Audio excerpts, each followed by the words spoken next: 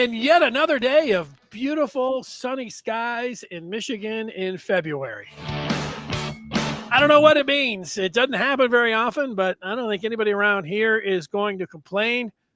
We are not complaining because we have former Wolverine, former Michigan offensive lineman Jerry Diorio on the line, and he's ready to go on this Friday. Jerry, how are you? I'm doing great, Denny. Great to be a Michigan Wolverine.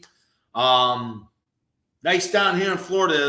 The weather's been meds and meds. It's it's in the 70s, but a lot of clouds. I wasn't used to that last year. Jerry, it's 48 and sunny out here, and it was even warmer, but a little windier earlier this week. But today I went out, there was no wind, and it felt like it might as well have been just 70 degrees. I was standing out there with a T-shirt on and saying, this is great. That doesn't even be any warmer than this. Is perfect. So I'll take it. I'm ready to go. I just hope that the spring game on April the 20th is, 50 degrees and sunny or better. If that happens, considering Michigan coming off a championship, if I remember correctly, somebody could, tell me I'm full of it, but I think I remember it being real rainy in the 98 spring game, which kept the crowds down after, of course, the last championship. Denny, it's that's Michigan spring game. I always remember it at the beginning to early middle of April, about the 10th, 11th, 12th, somewhere in there, maybe 8th or 9th. And that weather is very unpredictable. I remember one year was very nice. It was a very nice, mild spring game. And then I remember two games where they were very, very cold and kind of miserable. So that's what's going to happen in April for the spring game, and that's what's going to happen in November and in a regular season. So get used to it. Get used to it. Can't bet on it. Can't bet on it. OT has not enjoyed this winter. He says it's been awful. He enjoys a snowy winter. I have a friend that does a lot of skiing, and he hasn't liked it either. There's no snow on the ground. I also have a friend who likes to build a skating rink in his yard. I haven't asked him how it's gone this year, but I don't even think you could have had one up for about a week or so, but that's about it. So if you like those outdoor sports, maybe ice fishing, this hasn't been the year for you either, but I'm not an ice fisher. Man, I like watching hockey. I don't know about building an ice rink, and that's about it. I haven't been skiing in a long time. Denny, I used to love shoveling the snow. That's the only thing I liked in the wintertime. I used to love shoveling the snow. I loved chipping the ice off the driveways. Great workout, great sweat. I used to love that stuff. Other than that, you can keep the snow. You can keep the winter. I just said that's not me. I'm more of a warmer weather kind of guy. So I'm more with blank name. I am too, and I know this makes it sounds like I'm a fair weather fan.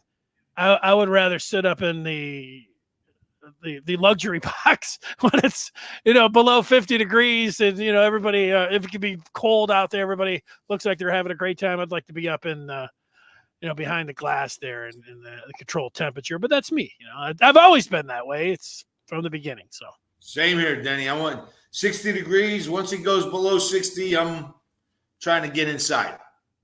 I used to have a 60-degree drop dead date. I wouldn't go to a baseball game if it was under 60 degrees, but I've changed that over the years. Certainly when if you're in the playoffs, it's different.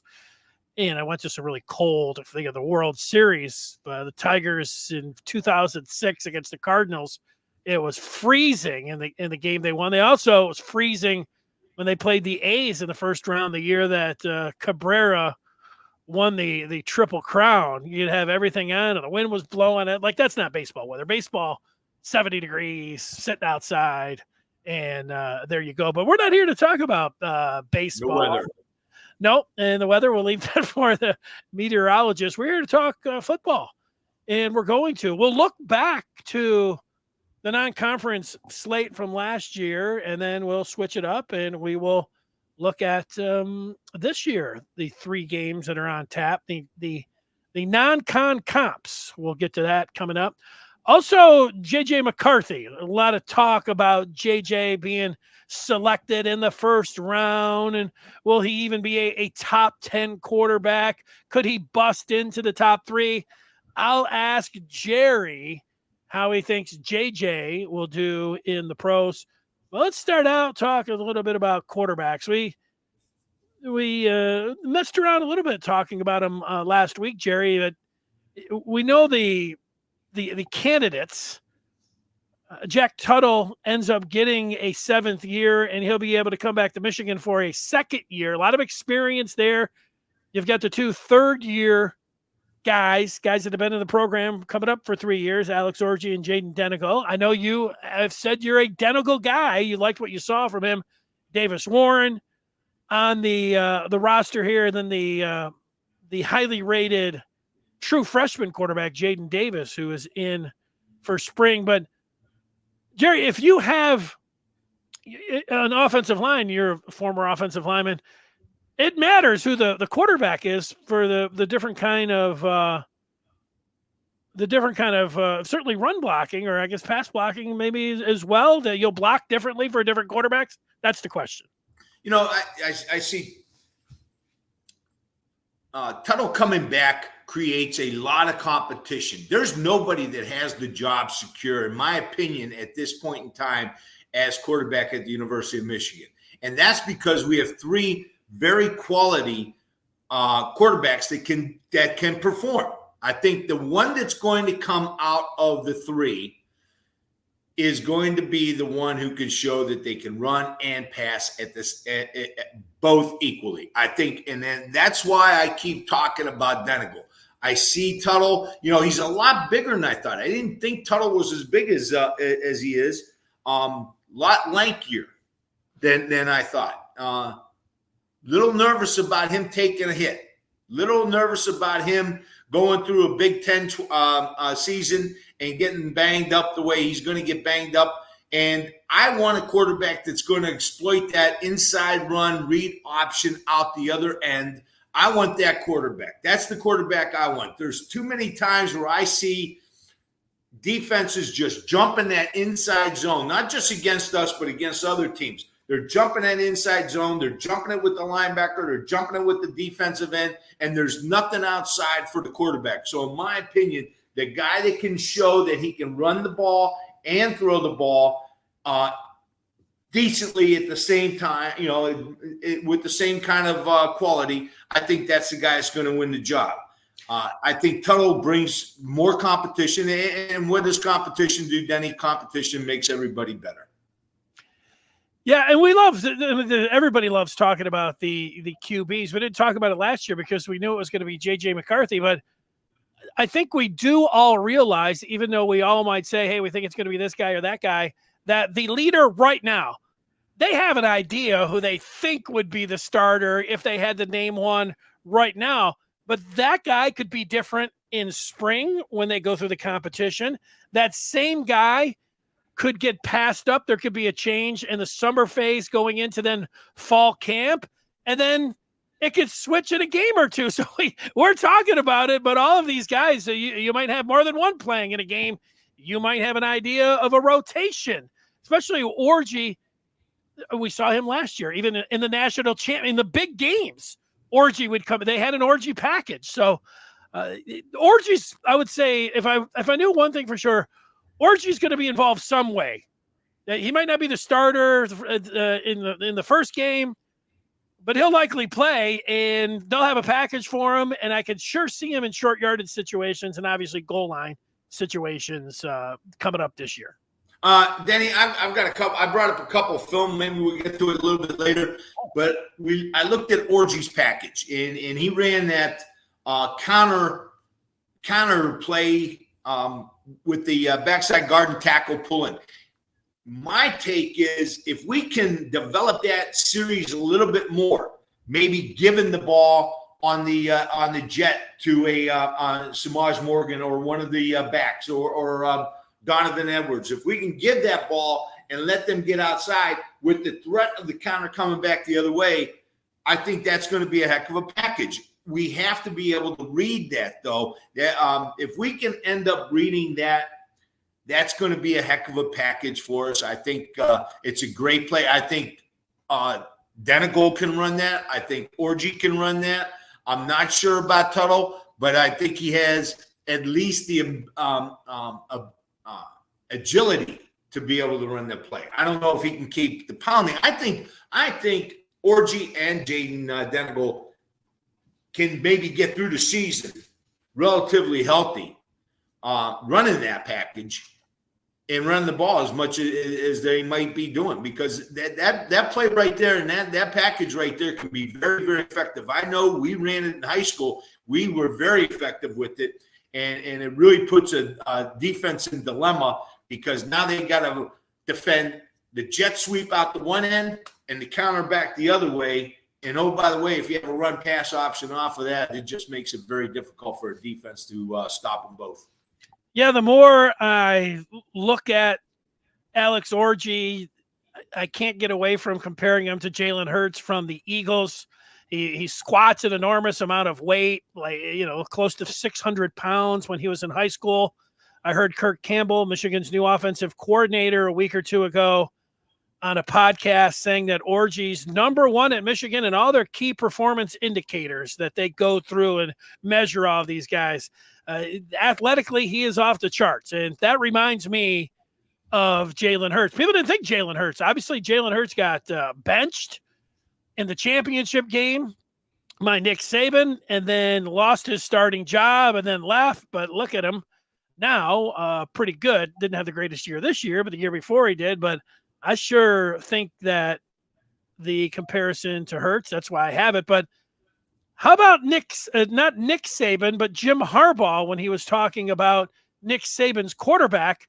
Jim Harbaugh, prior to the Rose Bowl, said he's like a real polished Alex Orji. He was talking about Jalen Milroe. Yep. He said the athletic skill set, the playmaking 'ability, just the ability to extend plays. Orji even a little bit bigger than Milroe, if we believe the 6'3", 236 compared to the 6'2", 220 Milroe. And I would also say about Milroe, Jerry, is that if there is a comparison there, and everybody's high on Orji because of, he's this outstanding athlete and everything else, and he wins the job. Remember, Milroe got benched after they lost to Texas, and then the following game, the South Florida, when they only put up 17 points, he got benched. And then he had to come back and rose from the ashes there in Tuscaloosa to get him to the college football playoff and through the Iron Bowl miracle with that final play to put him in position to get there. So I see the comparisons, but you also remember, in Texas is that game. They went on the road and he lost that game. I think what Jim is maybe alluding to is that Orji is going to need a couple games, get under his belt, get knocked around a little bit, and then settle into the position. And I think Coach Harbaugh is saying that. He's saying that Milroe needed a couple games to get banged up around, and then sit the bench and learn. Now relook at the game. It's one thing to look at the game and then go be the starter. It's another thing to go look at the game, be a starter, get benched, and then come back in and start. And now you see a whole different game that second time you got to see the game play out. So I think that's what maybe Coach Harbaugh is thinking about, is that Orji's going to have some time to develop and experience game time situations as a starter. And I think that's what Coach Harbaugh is talking about. Don't know. Maybe I'm wrong, but that's what I'm thinking.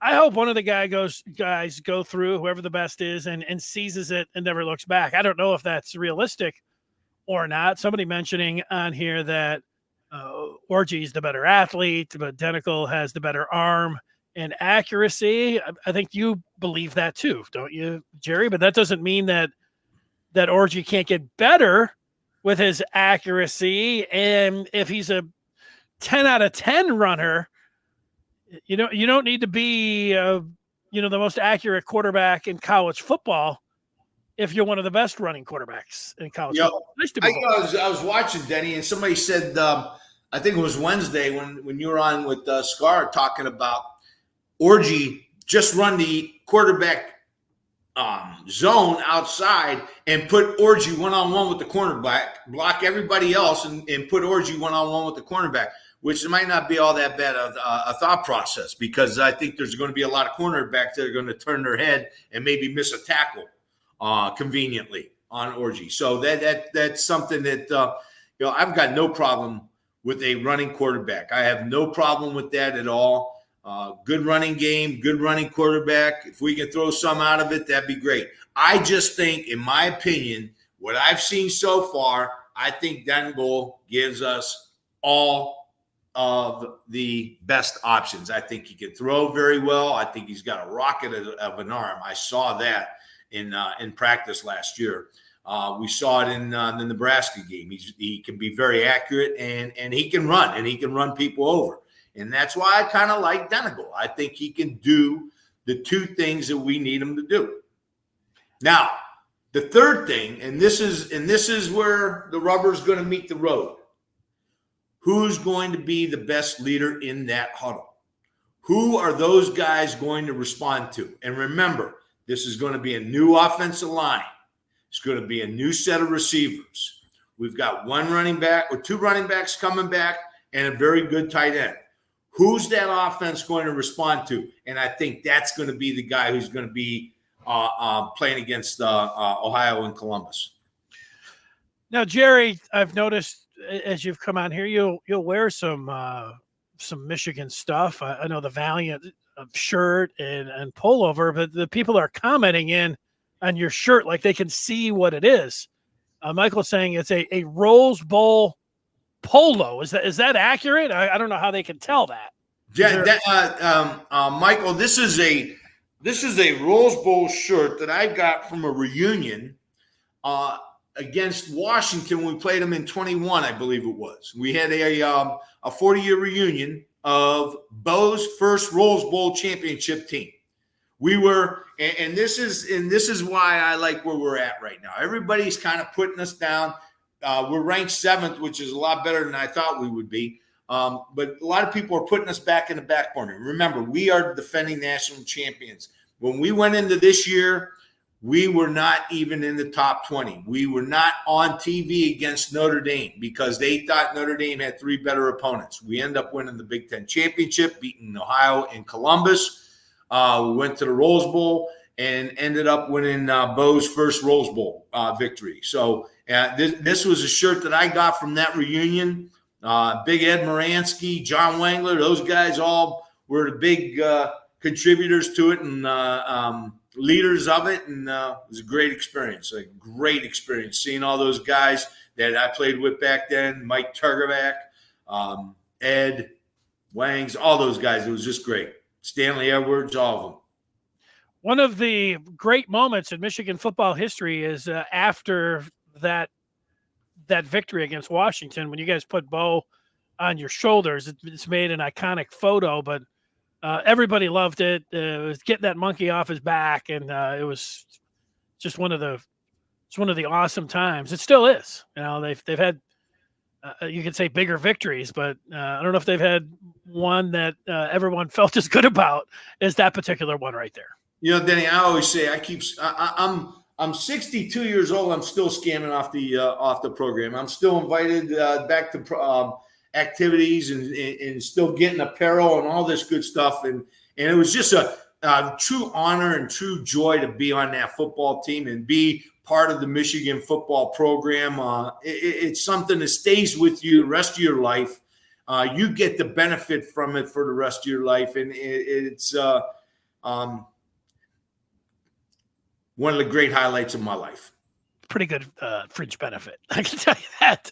Very good fringe benefits. Yes. Being able to do that. So let's compare just off the top of our head. We'll look at some numbers, but we'll look at last year's first 3 games and this year's first 3 games for a second. If you could do this, if you could take this year's rules and put it with last year, that means, Michigan would have JJ McCarthy and everything, but they would be playing in a 12-team playoff. They would play Texas, and they would play Oregon with Mix, and they would play Penix with Washington. They might have to play some of those teams 2 times on their way, what it would be like if that happened. But for 2 years in a row, the last 2 years, Michigan has had really easy non-conference schedule where they could experiment, and they did experiment. Obviously, in 22, they had a free-for-all game 1, game 2. But last year, here's some of the things that jumped out to me, Jerry, against East Carolina, the 30-3 game. JJ came out, had 15 straight completions, and then Roman Wilson jumped up and had 3 touchdowns, and then Roman Wilson had 2 touchdowns in the second game against UNLV. And through two games, JJ was completing over 87% of his passes, and he completed his first 13 against the Running Rebels. So the first 2 games, everybody was thinking like, bring on the competition. You look at this year's first 3 games versus last year's first 3 games. One of the good things about having Texas so early, everybody's picking them, and rightfully so. They've got the quarterback coming back. They've got the coach coming back. And of the 4 playoff teams, that's the only one that can say that. What I will say is Texas is losing some. They're losing some very good defensive linemen, very good defensive personnel, and they're losing some offensive linemen as well, and a running back. In my opinion, I think it's much better to be young playing at home than it is to be young playing on the road. And so, yes, they've got the experienced quarterback, but I think our defense is something that's very used to that kind of player. Them coming into Michigan, I think is going to be a very difficult test for them next year. And with that said, when we win that game, it's going to put us in a position to repeat and defend our national title. Because at that point in time, I think Washington loses a lot. USC is intriguing. And I said this last week. I made this USC was the team I completely, gaffed on. I mean, I messed up on USC both ways. I thought they were going to be a very good team during the regular season. I thought their defense was going to be much improved. That was all bull. I thought they were going to get blown out in the bowl game, and they come back and perform very well and win their bowl game. So USC is kind of a wild card. You look at Caleb Williams, and you asked me last week, Denny, who would I take? And I said I would take Marvin Harris and stay with. That's right. You did say that. Number 1 overall. I would take Marvin Harris and stay with Fields. And one of the reasons is, sometimes that quarterback position can be very talented, but can also be polarizing, to say the least. And we're going to see what USC has next year. But I like where we're at. I like what we're looking at. We've got Washington on the road, and if there's a team that you want to be on the road against, I think it's Washington. We have your Oregon coming to our place. And I think I feel very good. I feel, and the other thing is you don't have them back and stacked right behind each other. You don't have 2 and 3 games that you really got to play your A game, because that's very difficult in college. It's difficult in the pros. It's difficult in college. It's very difficult in high school. So I saw the schedule. It doesn't look like you got you have to play an A game 3 games in a row. I don't think that's the case. I think we've got nice little breakups there. Not that the other teams aren't good, but I think there are some teams we can play a big game and win. Good stuff. And it wasn't completely smooth sailing last year in the non-conference schedule. It looked like it was going to be after the first 2 games, but that third game, Michigan was only up 14-6 at the half, and JJ had thrown 3 interceptions. And Michael points out, not that I forgot, but it's something. If we're talking about last year's non-conference schedule, no Jim Harbaugh for those first 3 games. And then right. Michigan had a different head coaches, acting head coaches in all that games. In the one game, they had Minter at the start, and then Hart took over for the second half. So you had all kinds of things. And now who would know that could have helped them for later on in the year when Harbaugh was also suspended for the last 3 games of the year. How about that? Absolutely. And you're going to have a lot more stability going into this year, having our coach on the field, our head coach on the field, our assistants all in place.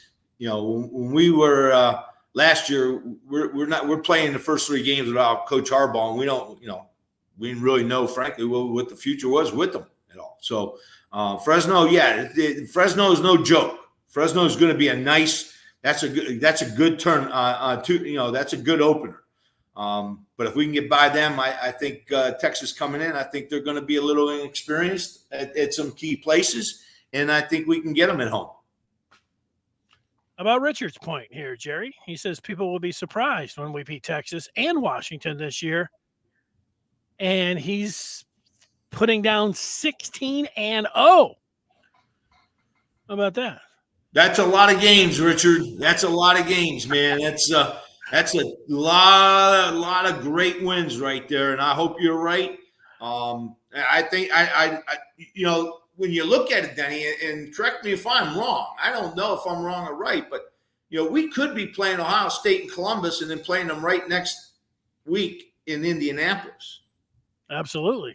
Okay, so there's a lot that's going to be happening in late November, early December in college football next year. I mean, there are going to be some other games like other conferences doing the same thing. You're going to have teams playing back to back, pretty much. Yeah, the schedule is loaded. Not only Texas, who you already talked about, Oregon and Ohio State. Looks like they could be the number 1 team, maybe 2 in the preseason. But we just seen here in the offseason the talent. But yeah, Michigan could be playing them twice, and then if you can get in that 12-team playoff, who knows who? All the teams that you've played, you might have to run up against them. You might be playing 2 teams. It's going to be interesting. What if 12-0 goes against 12-0 in Columbus?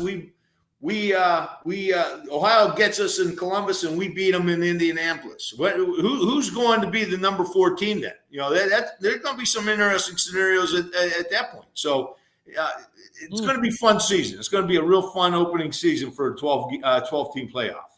And then they'll start talking about 2014 playoffs here soon. So, okay. Well, I'm going to give you Michigan. I think that if in that scenario, I think Michigan winning the Big Ten championship, they would technically win the Big Ten championship, even though they'd have the same record as Ohio State. And in that scenario, I'm going to give them the automatic bid, and I'm giving them a bye. Hey, I'll take it.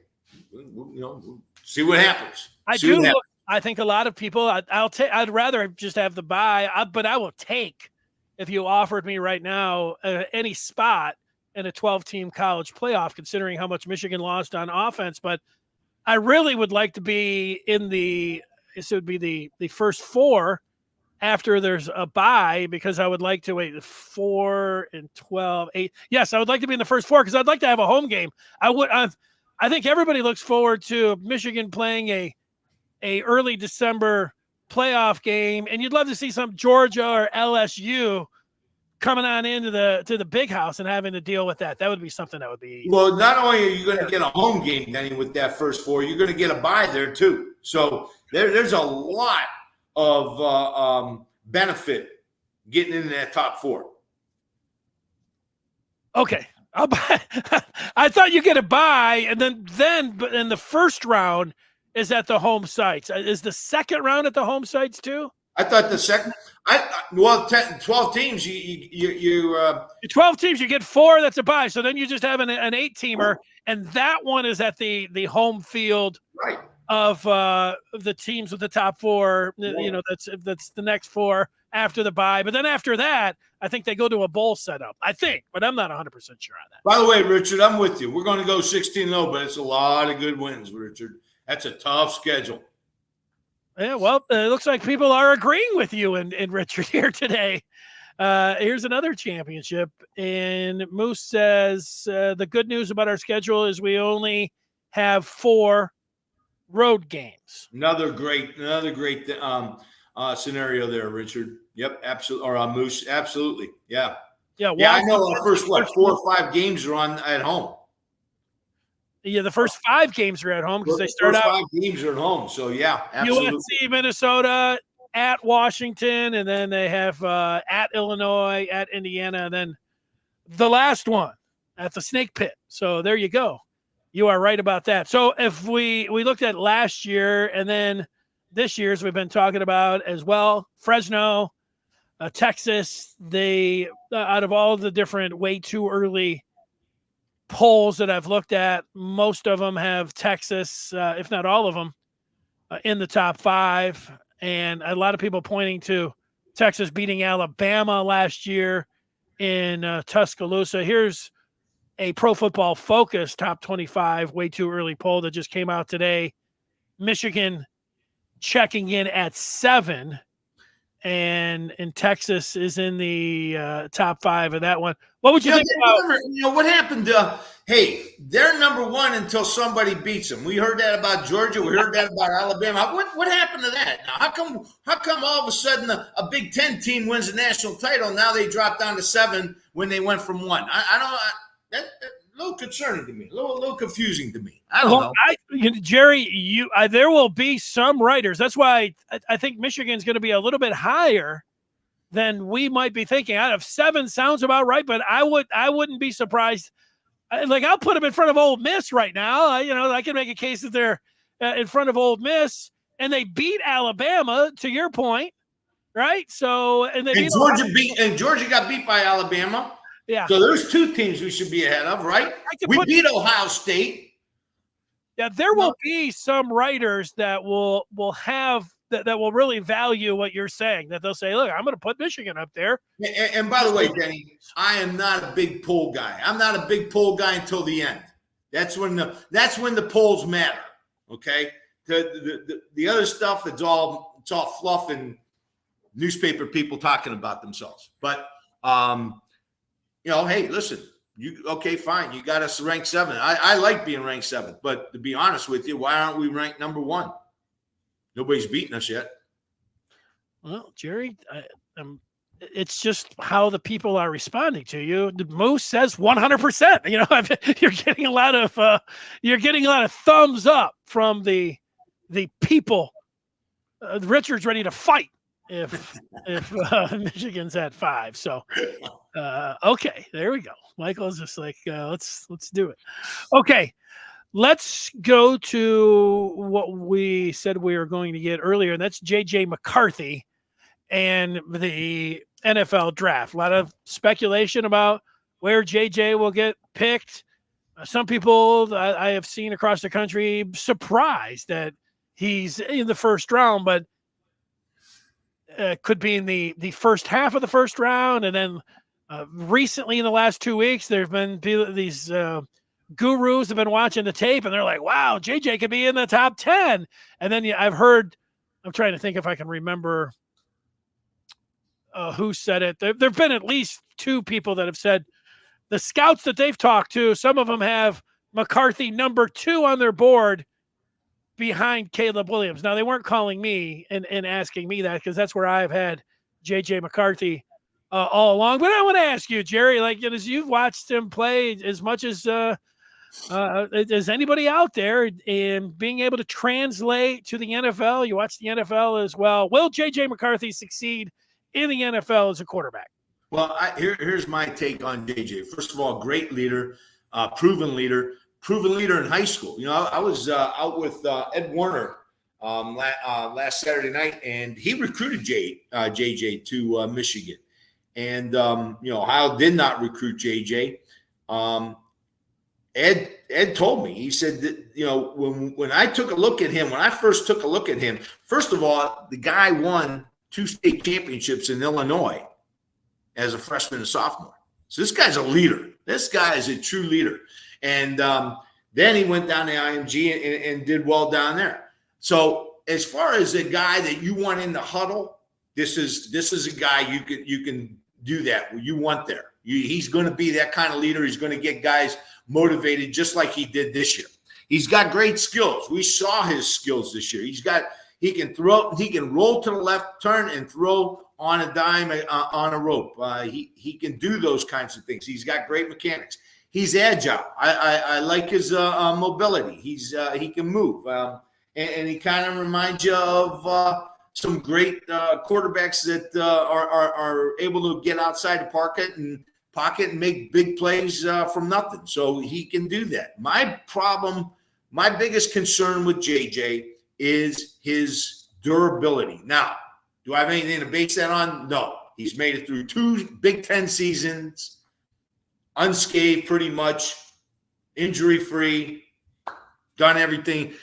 The NFL is going to be a little bit different. He's going to learn. He's going to need to learn how to slide. He's going to have to run when he's not supposed to. He's going to learn how. He's going to have to learn how to slide and pick and choose those battles. I see JJ's around about an 8 to 12 year NFL vet. Probably a little bit better than Pickett from the Steelers. I think I would put him above Pickett from the Steelers. And I don't know if he's going to be a dominant NFL player, but I think JJ is going to be an 8 to 12 year player who's going to always have value on a team because he's going to be able to go in and perform at a high level in high intensity games. And so that's my pick with JJ. Is he going to be a starter and a dominant starter? Depends on what team picks him. Good point. I don't want to sound like Jim Harbaugh when I say that I think that JJ McCarthy can be as good as any of these quarterbacks in this draft, but I do believe that. And it's nothing against Caleb Williams or Drake May. It's more of just what I've seen from JJ and how I've watched quarterbacks over the year. I do know, not that it's a crapshoot, but it's 40. It's not even 50% with a number 1 overall pick and succeeding if we look over the last 10 or 15 years. So not all of these guys that we talk about are going to succeed. And there are a lot of different variables when it goes into it. And you mentioned one of them, getting into the right system and getting into the right spot. That's going to be big. If I could have that. Now, that's not the only thing. And I'll tell you what I think is some of the big things and why I like them. But I think these are the good landing spots for JJ. And what all of these teams have is they have a system set up where he doesn't have to come in and people aren't going to say, let's start him from game 1. There's most mock drafts. Certainly Mel Kiper has JJ going to the Seahawks. They have Geno Smith there, and they have at least 3 good wideouts there. That's a nice system. McDonald is there. He could sit. They wouldn't force him in right off the bat. Same thing with the Rams. Same thing with the Lions. When you're looking at Goff and Stafford, we don't know if Baker Mayfield's going to re-sign with the Bucs, but that is contingent on him being there. The Saints have a starting quarterback. The Jets at least do heading into the season. He could be out after the first 4 plays. We know that. And in dimes, people say, Jets and Giants, I don't want to see him go there. Dable's a pretty good, worked really well with Josh Allen. And Danny Dimes is there. He would be a nice bridge quarterback. I like the situation for all of these teams, Jerry, if JJ would go to him, because he doesn't have to get in there right away. And not that it's the crapshoot part where you look at Bryce Young last year who went number 1, and there was a lot of Michigan fans like CJ Stroud will suck because all Ohio State fans suck. And if CJ Stroud was with Carolina, he would have been great, I think. It wasn't like Houston was sitting down there. It was just this great situation, but they put him in, and he was awesome. Well, you can't predict that sometimes, but I do think these are the teams that I would like to see him go to. What are your thoughts there? Yeah, wouldn't that be nice if we can get him with the Lions? I don't know if he's going to be around there. I think he's going to go somewhere between 18 and 25. I want to say that, and I don't think we have a pick that high. So I could see him going to the Seattle Seahawks. You got McDonald out there. He knows JJ, knows him well, and I think he could learn a lot sitting behind Smith for a couple years and then go into that position real nicely. The Bucks, he could almost be going back to IMG there. That might happen. I could see that happen. I could see the Saints. I mean, the Saints really still haven't solidified their quarterback position at all. So he could be in that three man competition to start next year for the Saints. So the Jets and Giants. Giants, I'd probably put a little bit of stock in that. I think that's a possibility. Yeah, the Jets, it wouldn't be bad if you knew that Aaron Rodgers was going to play all year long. He would, I don't know, Aaron Rodgers, I don't know. Every year he seems a little bit weirder. So I don't know if he would help a quarterback or not. Here's my thought, Denny. I've never liked going out and banking on a quarterback because typically when you do that, you don't have linemen, you don't have receivers, or you don't have backs and tight ends. Something's missing if you're going out and putting all your marbles in a quarterback. And that's where quarterbacks' careers are short-lived. The guy from Oregon that came to Detroit a while back, a couple of decades ago. Okay, what was his name? Arrington? Joey Arrington? Joey Harrington, yeah. Yep. Tim Couch. These quarterbacks that are taken early and they're put into the fire right away behind inexperienced people, it's never a good fit. So I want to see JJ go somewhere, be developed, learn the system, have good people around them, and be a great pro quarterback that manages the game. I mean, you look at some of the great quarterbacks over the years. Now, you take Brady out of it, Mahomes out of it. Most of them, even Montana. I mean, I think Montana he managed the game with great receivers around him. Terry Bradshaw, he had great people all around him. I mean, the great defense that he had with him. You don't have to go out and make the quarterback win games, and that's what I'm saying. I think JJ wants to go to a place where he's going to have people around him that are going to help him be successful, not only on the offensive side, but on the defensive side too. Because at the end of the day, what do quarterbacks most judge on? How many Super Bowls you win.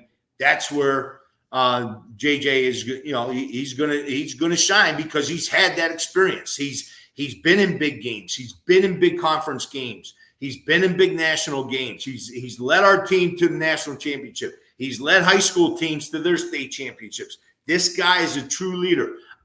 I'm concerned about his durability in the pros, but this guy is a true leader. There's no question in my mind about that. And I would pick him too, as far as a quarterback is concerned as well. I would put Caleb Williams slightly ahead of him. Slightly ahead of him. A lot of time they will tell on Caleb Williams. I think the verdict's still out on him. 7 teams that I think would be a good position for JJ McCarthy: the Seahawks, Rams, Lions, Bucks, Saints, Jets, and Giants. Here are the teams that I do not want to see JJ McCarthy end up with. And there's a list of these, 5 of them. If the Vikings select JJ McCarthy, they are moving on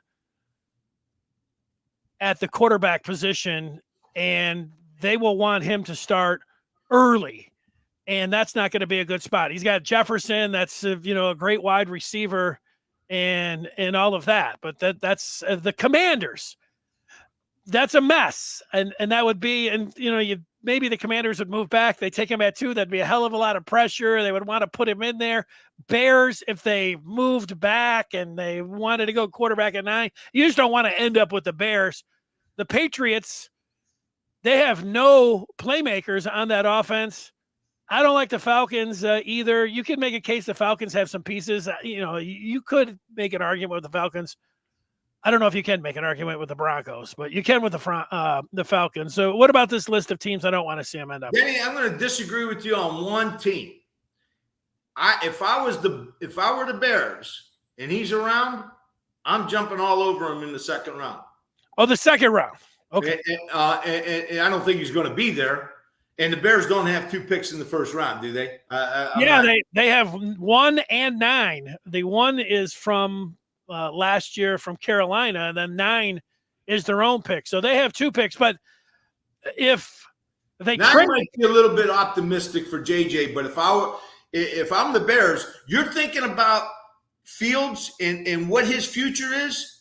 This is the guy. JJ McCarthy's the guy you go after and put pressure on Fields with. yeah, This well, is the guy. if they trade out of one, they'll be getting some ammunition to do whatever they want. If they were eyeballing JJ, I don't think it's in the cards for them there. I think they're either going to go Fields. I would bet that everything that I have that it's going to be Caleb Williams for them. But the one thing about JJ McCarthy that I do know about him is that he is a Chicago Bears fan. He has mentioned it a few times. I could see the Bears maybe moving that 9 pick down, trading down and getting JJ at around 14 or 15. I think JJ fits the Bears very well because it does everything they want. You get Marvin Harris. Now you got DJ Moore with Marvin Harris, Kmet. You got a decent offensive line. You got Fields. And if Fields doesn't perform, you got JJ McCarthy behind him. Well, and you're going to have a hell of a lot of players around that because you're going to get a boatload because in your scenario, they're trading Caleb Williams. OT thinks that Kirk Cousins is going to get signed by Minnesota, and then he thinks JJ would be a good spot for them. Okay, if they re-sign Kirk Cousins and they take JJ, I'll agree with you on that. I don't think that's likely that's going to happen, but I'll agree with you, OT, if that's the scenario that ends up playing out. So there you go. All good stuff. All right, Jerry, you have some film, right? You said you have some film? Yeah, I just wanted to go over some of these scenarios with our quarterback situation. And I just want to show one play that I think is could be a very good, very effective series for these new quarterbacks and fit them very well. Orji's already proven he can do it. And I think this is something that our offense could really benefit with and utilize. Excuse me, Denny. Here is Orji against Michigan State late in the game. Now, a couple things here.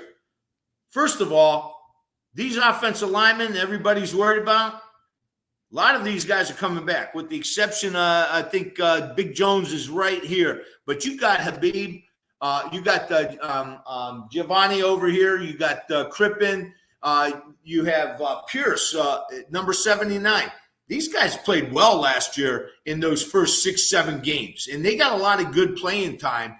Now, the reason I like this play is because what you're going to see is an outside zone this way and a counter back this way.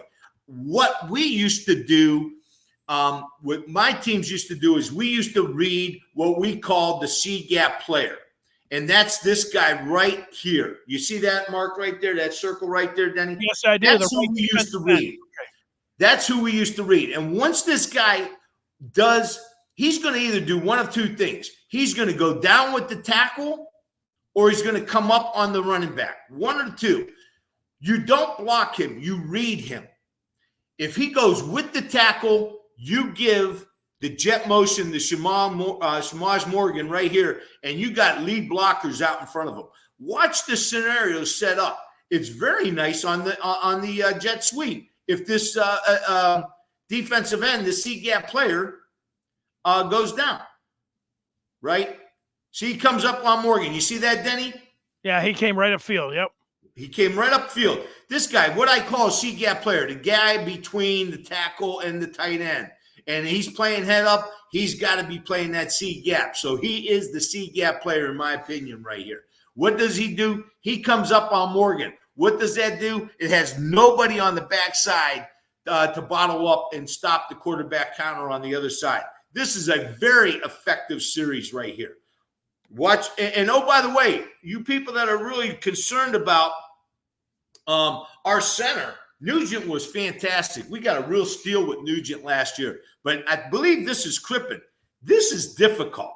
This is very difficult to pull out as a center and then kick out that quickly. This is a heck of a job by Crippen right here.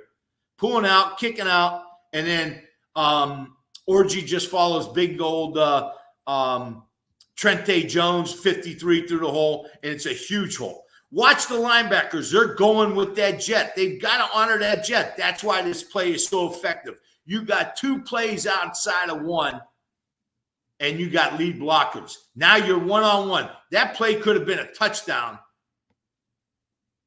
if he doesn't get tripped up by that number 35 or 36 from Michigan State, who makes a last-ditch effort. Did he get touched there, or was that a turf monster, maybe? That's a very effective series, and I think, and one of the things I'm thinking, Denny, is that Tuttle Tuttle, I think, can run it. I'm a little bit concerned if he can run it for 12 games. I think Denegal and Orji can both run this and be successful. Here is the quarterback power. Here's the quarterback power. What you're going to see is everybody blocking down, blocking gap, and the backside guard pulling around. This is the kind of thing I think we're gonna be more look more like this year. I think we've got quarterbacks that can run this. I think we've got big, strong quarterbacks that can run this, and we're gonna make defenses honor that quarterback run. But that's a great run by Orji. Yeah, that's a great run by Orji. And look at the offensive line come down. This is that Pierce kid I saw from California right here. Boom. Big, he's that's a 6'8" offensive lineman right there. And that's why JJ, in my opinion, is just slightly below Caleb Williams. I don't think Caleb's shown me too much, except he's got great talent. This guy's shown he can win. Just going to look. You said Piercy is 6'8". You're right. Mission Viejo, California, 320 pounds. Look at that movement they get right there. That's our second offensive line right there, by the way. That's our second offensive line. You got Hinton in there. You got Crippen. You got Pierce. The kid from Northwestern coming in. Habib, great job pulling around. Very athletic right there. So our offensive line could be very sound. Believe me. Scar talks about Michigan means defense. I'm going to tell you something, Denny. I'm going to tell you something. To me, Michigan is offensive lineman U. So there's plenty in the cupboards there. Plenty in the cupboards. Here's a shot of JJ.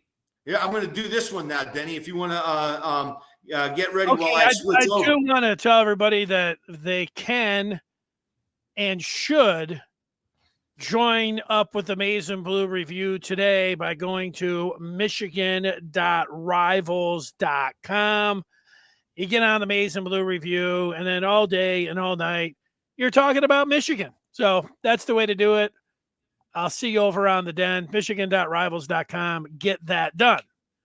And, Jerry, you're looking for the next film, and there it is. There it is. This is against Alabama. JJ running this one.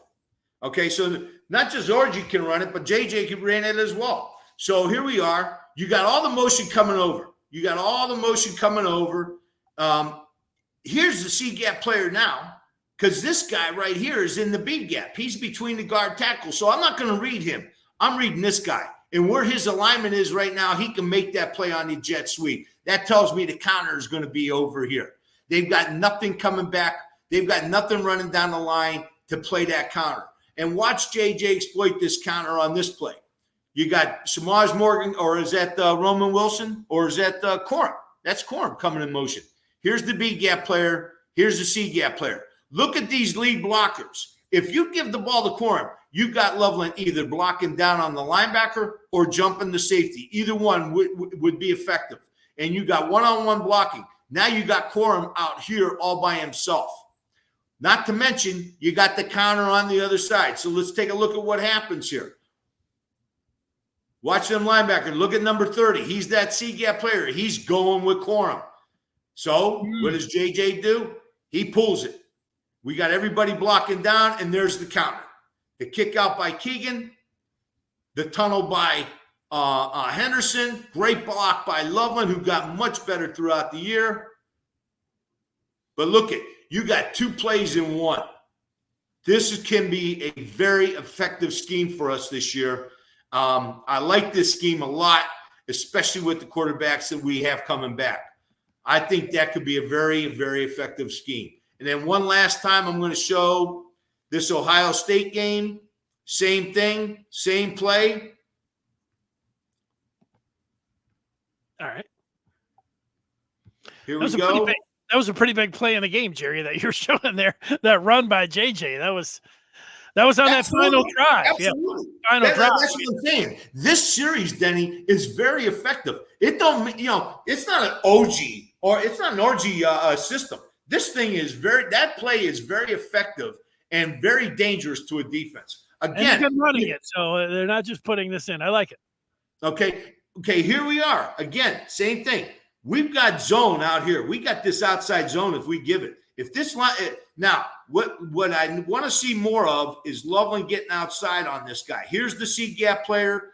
Here's the B gap or the B gap player. Here's the C gap. Here's our guy that we want to read right here.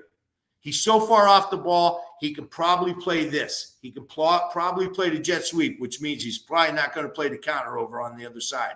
Another very effective play, another big play in the game. This was a huge play against Ohio State. Watch the lead blockers out here. If we give the ball, we got lead blockers. If we don't give the ball, their linebackers are flowing. We got counter on the other side. I love this system, and I just hope we can run it a little bit more. I think Orji and Denegal are very good at running those plays. So that I just wanted to show. That's what I think our quarterbacks are going to be doing a little bit of this year. I think they're going to be reading a little bit more and pulling and keeping. I could see that.